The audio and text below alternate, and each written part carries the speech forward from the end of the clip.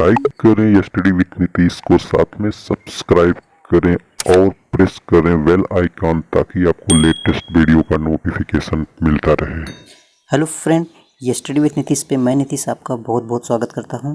आज फिर से हम लेके आए हैं अपना टॉपिक भारत का राष्ट्रपति, जो कि इसके फर्स्ट पार्ट को हम कल पढ़ चुके थे पिछली कक्षा में।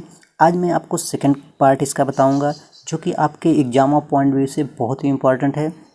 अगर आप मेरा पहला पार्ट यानी कि इस तो मेरी प्लेलिस्ट में जाके वहाँ पे देख सकते हैं, जो कि एक अच्छे तरीके से मतलब डीपली आपको पढ़ाया गया है, जो कि हर एग्ज़ाम के लिए बहुत ही इम्पोर्टेंट है, मोस्ट इम्पॉर्टेंट है। तो इसका सेकंड पार्ट हम पढ़ने वाले हैं। अगर आप मेरे नए सब्सक्राइबर हैं तो पहले चैनल को सब्सक्राइब कर लीजिए, बेल आइकॉन प्रेस कर लीजिए और नोटिफिकेशन ताकि आपको मिलता रहे।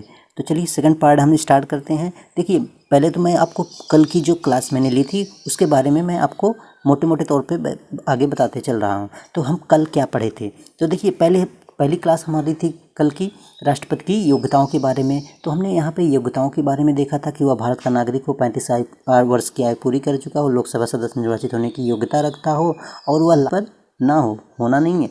और यहाँ पे राष्ट्रपति पद के नामांकन के लिए 50 सदस्य बताए थे। 50 सदस्य जो होते हैं राज्यसभा के और लोकसभा या विधानसभा के, तो उसके अनुमोदक होने चाहिए। 50 सदस्य उसके क्या होने चाहिए, प्रस्तावक और अनुमोदक, यानी कि प्रस्तावक जो उनके नाम को आगे रखेंगे, अनुमोदक जो होंगे उनकी साइन होगी। फिर हमने देखा था इसके बाद कि राष्ट्रपति के निर्वाचन मंडल की बात की गई थी कि राष्ट्रपति के निर्वाचन मंडल में क्या क्या होता है। इसमें निर्वाचन मंडल में राज्यसभा के, लोकसभा के और विधानसभाओं के निर्वाचित सदस्य ही शामिल किए जाते हैं। साथ ही साथ इसमें जो मनोनीत सदस्य होते हैं उनको नहीं शामिल किया जाता है, चाहे वो राज्यसभा के हों, चाहे लोकसभा के हों, चाहे विधानसभा के हों। और मैंने बात की थी कि सदस्य राज्यसभा केंद्र शासित सदस्य, विधानसभाओं के सदस्य तथा राज्य विधानमंडलों के सदस्य, जिसको MLA बोला जाता है, यानी कि विधायक को MLA भी बोल सकते हैं, मेंबर ऑफ लेजिस्लेटिव असेंबली। फिर हमने बात की थी 17वें संविधान संशोधन के द्वारा 1992 में जो हुआ था, दिल्ली और पुदुचेरी को जो है ये क्या नाम की राष्ट्रपति निर्वाचन मंडल में इनको शामिल किया गया था। इसके पहले ये शामिल नहीं थे। ये मैंने आपको बता दिया था कि इनमें अनुमति नहीं है। जो मनोनीत सदस्य होते हैं कि उनको राष्ट्रपति के निर्वाचन मंडल में यानी कि राष्ट्रपति को वोट देने की उनकी कोई अनुमति नहीं है। फिर हमने राष्ट्रपति का निर्वाचन मंडल हमने देख चुके थे। राष्ट्रपति के निर्वाचन की रीत हम देख चुके थे। उनकी राष्ट्रपति की निर्वाचन किस तरह से की जाती है मैंने बताया था। अप्रत्यक्ष निर्वाचन प्रणाली द्वारा किया जाता है। इसको आर्टिकल 55 में बताया गया है। ठीक है, एकल संक्रमणीय आनुपातिक प्रतिनिधित्व के द्वारा इसका मतदान किया जाता है और वो गुप्त तरीके से किया जाता है। ठीक है, और मैंने बात किया था फिर इसके आगे कि इसका मत मूल्य का निर्धारण किस ढंग से किया जाता है। एक MLA की मत का कीमत किस तरह मूल्य यानी कि किस तरह निकाला जाता है, ये सब मैंने यहाँ पे बताया था। और जनसंख्या कब से जोड़ी जाती है, 1971 से। ये मोस्ट इंपॉर्टेंट है, याद रखना। ठीक है, जो मैं बताया गया था, ये प्रेजेंट टाइम की जनसंख्या के हिसाब से जो है मत मूल्य नहीं निकाला जाता है, ये 1971 के हिसाब से निकाला जाता है। एक सांसद यानी कि एक संसद सदस्य की MP की जो मूल्य होती है, मत मूल्य होता है, उसका भी निकालने का ये फार्मूला मैंने आपको बताया था। तो इसके आगे से हम पढ़ने वाले हैं आज क्या, इसके आगे से हम पढ़ने वाले हैं राष्ट्रपति का कार्यकाल। तो देखिए, अगर आपसे पूछा जाता है कि राष्ट्रपति की कार्यकाल किस आर्टिकल से लिया गया है, यानी किस आर्टिकल में दर्शाया गया है, ये आपको याद रखना। 56 में जो है राष्ट्रपति का कार्यकाल लिखित है। इसका कार्यकाल जो होता है 5 वर्ष का होता है। और मैं आपको एक बात बता दूं, इनका कार्यकाल तो 5 वर्ष का होता है। साथ साथ आप याद रखिएगा, भारत में कोई भी राष्ट्रपति एक से ज़्यादा यानी कि एक से अधिक बार राष्ट्रपति नियुक्त हो सकता है। इसका कोई भी संविधान में लिखित प्रावधान नहीं है कि भारत का एक जो राष्ट्रपति एक बार हो गया कि दोबारा वो नहीं होगा। वो कितनी भी बार राष्ट्रपति पद पर नियुक्त हो सकता है। साथ ही साथ इसकी जो उम्र की बात करें तो न्यूनतम उम्र मैंने बताया था आपको 35 ईयर्स। 35 ईयर्स के बाद इसकी एज जो है, जब तक वो मतलब कि इसके काबिल है राष्ट्रपति निर्वाचित होने के लिए, तब तक वो यानी कि 80, 90, 100 तब तक वो निर्वाचित हो सकता है। इसकी कोई उम्र नहीं है। ठीक है, फिर बात करते हैं वेतन की। इसकी वेतन की बात करें तो आर्टिकल 59 में बताया गया है। इसकी वेतन प्रतिमाह जो है 5 लाख प्रति माह होता है। ये जो है ये एक मंथ का यानी कि एक महीने का इतना पेमेंट जो होता है एक राष्ट्रपति का होता है। अब इम्पॉर्टेंट बात यहाँ पे आपके लिए बहुत ही इम्पॉर्टेंट है, राष्ट्रपति पर महाभियोग आर्टिकल 61। अगर राष्ट्रपति जो है अपने विवेक से या अन्य किसी कारण जो है वो कानून का दमन करता है तो उसके ऊपर महाभियोग लगाया जा सकता है, लाया जा सकता है। ये 61 में लिखित है। यह संसद द्वारा चलाई जाने वाली एक अर्ध न्यायिक प्रक्रिया है। ये एक संसद में चलती है, याद रखिएगा फ्रेंड। ये राष्ट्रपति पर जो महाभियोग है, ऐसा नहीं है कि कोई राष्ट्रपति नियुक्त हो गया तो अपने मन से कुछ भी कर सकता है। नहीं, उसके खिलाफ हम महाभियोग ला सकते हैं, वो संसद में लाई जाती है। अब किस तरह से लाई जाती है इसको आपको जानना ज़्यादा ज़रूरी है, ठीक है। तो ये जानना ज़रूरी है कि ये जो महाभियोग लाया जाता है किस ढंग से लाया जाता है, इसको हम जानेंगे, ठीक है। तो देखते हैं। तो देखिए, ये महाभियोग का आरोप किस तरह सिद्ध करना है ये आपको यहाँ पे बताया जाएगा। देखिए, ये किसी भी संसद में प्रारंभ हो सकता है, यानी कि लोकसभा राज्यसभा की किसी भी ये दोनों सदनों में से किसी भी सदन में आप जो है राष्ट्रपति पर आप महाभियोग का आरोप पेश कर सकते हैं। जिस सदन में यह प्रस्तुत किया जाता है उसकी 1/4 यानी कि 25%, अब किसी भी सदन में जब पेश किया जाता है ये प्रस्ताव तो 25% सदस्य जो होते हैं हस्ताक्षर उनके होने चाहिए कि हाँ, हम राष्ट्रपति पर महाभियोग लगाने जा रहे हैं। और ये राष्ट्रपति को 15 दिन पहले ये सूचित किया जाता है कि आप पे जो है महाभियोग लगाया जाएगा। ये चीज़ इम्पॉर्टेंट है, आप याद रखिएगा। महाभियोग के प्रस्ताव के 2/3 बहुमत से पारित किया जाता है, यानी कि किसी भी सदन में 2/3 बहुमत से अगर पारित हो गया तो वो मतलब हस्ताक्षर हो गए, लोग सहमत हो गए तो राष्ट्रपति पर महाभियोग माना जाता है। अभी तक कभी भी राष्ट्रपति पर महाभियोग नहीं लगाया गया, ये इम्पॉर्टेंट है, याद रखिएगा। अभी तक जो है किसी भी ऐसे राष्ट्रपति पर महाभियोग नहीं लगाया गया है। नेक्स्ट देखते हैं। तो नेक्स्ट की बात करें तो नेक्स्ट महाभियोग तो हो गया। अब राष्ट्रपति की आपातकालीन शक्तियों के बारे में देखेंगे। राष्ट्रपति की आपातकालीन शक्तियाँ जो होती हैं बहुत ही इंपॉर्टेंट है, ठीक है। तो राष्ट्रपति की आपातकालीन शक्तियाँ जो बताई गई हैं 352 से 360 तक, यानी कि 352 से 360 तक बताया गया है। अब आपको इन तीनों में डिफरेंस जानना है। बहुत से लोग इसमें कन्फ्यूजन रहते हैं कि राष्ट्रीय आपात क्या है, राष्ट्रपति शासन क्या है और वित्तीय आपात क्या है, ठीक है। तो यहाँ पे हम देखेंगे 352 यानी कि 352। तो ये जो देखेंगे हम 352, इसमें क्या बताया गया है। देखिए, राष्ट्रीय आपात यानी कि कोई भी देश अपने देश पे आक्रमण करता है, यानी कि कोई भी मतलब बाह्य आपत्ति के कारण जो है इंडिया पे या अपने देश पे, कोई भी देश मतलब हो, लेकिन वहाँ की बात नहीं करेंगे हम, अपने इंडिया की कानून की बात कर रहे हैं। तो यहाँ पे अगर कोई भी बाह्य आक्रमण होता है तो यहाँ पे जो है राष्ट्रपति जो होता है राष्ट्रीय आपात घोषित कर सकता है, लगा सकता है आर्टिकल 52 के जरिए। इसका एग्जाम्पल मैं आपको बता दूँ, ये 362 में जो है और 1971 और 1975, यानी कि 1962 में, 1971, 1975 में 3 बार जो है राष्ट्रीय आपात घोषित किए जा चुके हैं। मैं बता दूं 1962 में चीन के द्वारा जो युद्ध हुआ था, फिर पाकिस्तान के द्वारा जो युद्ध हुआ था 1971 और 75 में, तब जाके ये राष्ट्रीय आपात जो है लगाए गए थे, ठीक है। तो यहाँ से हम समझ जाते हैं कि राष्ट्रीय आपात जो है 352 कब लगाया जाता है कि जब कोई बाहरी देश अपने देश पे आक्रमण करता है, तब जब वहाँ पे राष्ट्रीय आपात राष्ट्रपति लगा सकते हैं।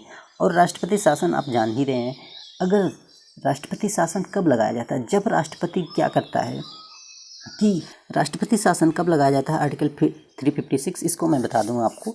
राष्ट्रपति शासन उस तरह लगाया जाता है जैसे कि 1951 में पंजाब में लगाया गया था, कि जैसे कि अब मान लीजिए कि किसी भी स्टेट की जो सरकार है वो सरकार वहाँ पे शासन तंत्र चलाने में फेल हो जाती है, तो राष्ट्रपति वहाँ पे आर्टिकल 356 लगा सकता है, ठीक है। तो इसका एग्जांपल है 1951 में पंजाब में लगाया गया था और 1959 में केरल में लगाया गया था। फर्स्ट टाइम जो था पंजाब में लगा था, सेकेंड केरल में। अब वित्तीय आपात की बात करें तो वित्तीय आपात से आपको समझ में आ गया ही होगा कि फाइनेंशियल इमरजेंसी, यानी कि जब धन का आपात, यानी कि वित्तीय, यानी कि धन की कमी जब हो जाती है, भुखमरी आ जाती है, तो उस समय जो है ये आर्टिकल 360 लगा सकती है सरकार, ठीक है। तो आर्टिकल 360 लगा सकती है। कौन लगा सकता है, तो ये राष्ट्रपति ही लगाएगा, ठीक है। राष्ट्रपति शासन लगा सकता है, राष्ट्रीय आपात लगा सकता है, वित्तीय आपात लगा सकता है, ठीक है। तो देखते हैं अगला है राष्ट्रपति से संबंधित बहुत ही इम्पोर्टेंट टॉपिक है कि राष्ट्रपति से संबंधित जितने भी इम्पोर्टेंट आर्टिकल हैं यहाँ पे मैंने आपको बताने का प्रयास किया है। आर्टिकल 52 में हमने पढ़ा था राष्ट्रपति क्या, भारत में एक राष्ट्रपति होगा, यानी कि भारत देश का एक स्वतंत्र राष्ट्रपति होगा।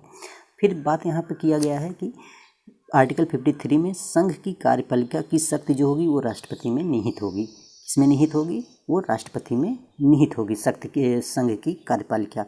फिर आर्टिकल 54 की बात करें तो आर्टिकल 54 में बताया गया है कि राष्ट्रपति का निर्वाचन जो होगा एक निर्वाचन मंडल के द्वारा होगा। मैंने आपको बता दिया था, और वो भी गुप्त एकल संक्रमणी मत पद्धति के द्वारा किया जाएगा, ये मैंने आपको बताया था। तो आर्टिकल 54 में है ये राष्ट्रपति के निर्वाचन मंडल की। आर्टिकल 55 कहता है कि राष्ट्रपति के निर्वाचन की रीत या विधि किस ढंग से की जाएगी, जो मैंने बताया आपको गुप्त मतदान द्वारा पड़ा। फिर आपको बताएंगे कि आर्टिकल 56 में राष्ट्रपति की पदावधि या कार्यकाल के बारे में बताया गया है कि राष्ट्रपति का कार्यकाल कब तक है। कार्यकाल 5 वर्ष है, लेकिन इनके उम्र की कोई सीमा नहीं है। अब आर्टिकल 57 की बात करें तो आर्टिकल 57 में पुनर्निर्वाचन के लिए पात्रता है। ये पुनर्निर्वाचन मैं आपको बताना चाहूँगा कि पुनर्निर्वाचन होता क्या है। जैसे क्या होता है कि राष्ट्रपति अगर अपने कार्यकाल के दौरान उसकी मृत्यु हो जाती है, ठीक है, राष्ट्रपति के कार्यकाल के दौरान अगर उसकी मृत्यु हो जाती है तो क्या कर सकता है।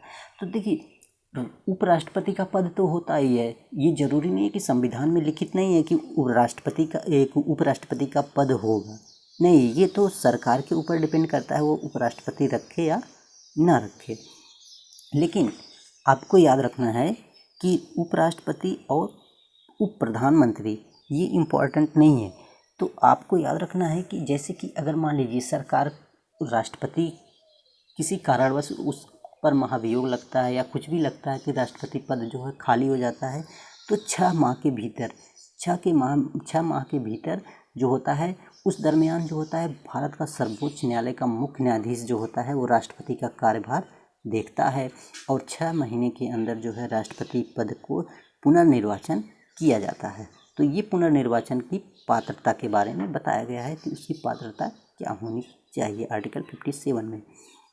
तो फ्रेंड, ये वीडियो आपको कैसा लगा एक बार ज़रूर बताइएगा, ठीक है। तो जिससे संबंधित मैंने आर्टिकल बता दिए हैं, तो वहाँ पे हम देखेंगे। अगर आप मेरे नए सब्सक्राइबर हैं तो इस चैनल को सब्सक्राइब ज़रूर करिएगा, और ज़्यादा से ज़्यादा दोस्तों के पास शेयर करने का प्रयास करिएगा, ताकि देखिए ये वीडियो आप जितना भी शेयर करेंगे मुझे मोटिवेशन मिलेगा, और मैं इससे संबंधित जो भी क्वेश्चन बनेंगे, जो भी टॉपिक होगा, और इम्पॉर्टेंट टॉपिक लेके आऊँगा जिससे आपकी सफलता निश्चित हो सके। पद के जो निर्वाचन की योग्यता बताया गया है वो आर्टिकल 58 में बताया गया है।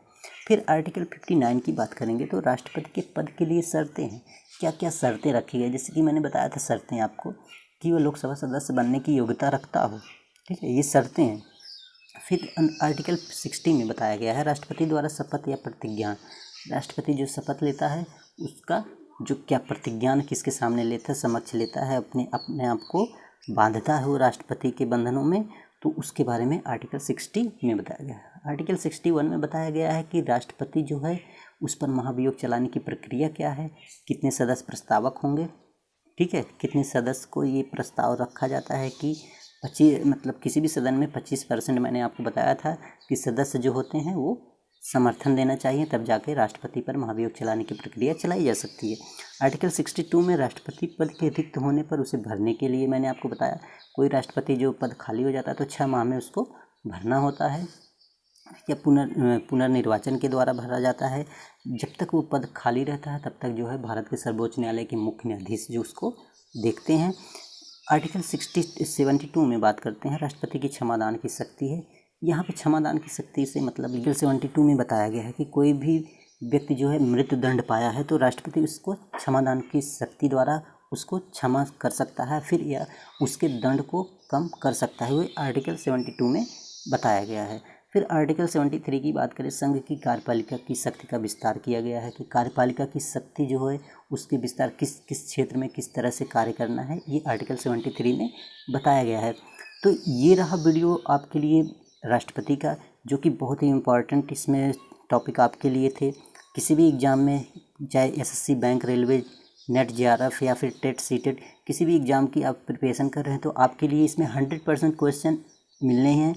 आप 1 से 2 बार इस वीडियो को देखिएगा। अगर कोई भी एग्ज़ाम दे के आते हैं या प्रीवियस ईयर का जो पेपर है, क्वेश्चन पेपर है, उसको उठा के देखिएगा, इससे संबंधित क्वेश्चन आपको देखने को मिलेगा। नहीं मिलेगा तो मेरा वीडियो मत देखिएगा प्लीज़। आप एक बार ट्राई करिए। ये वीडियो देखने के बाद आपको पता चल जाएगा कि राष्ट्रपति के बारे में आप कितना जानते थे और कितना अब जानने लगे हैं। ये मेरी आपसे रिक्वेस्ट है कि वीडियो को 1-2 बार देखिए, तब जाके इसकी वैल्यू समझ में आएगी। तो वीडियो देखने के लिए थैंक्स टू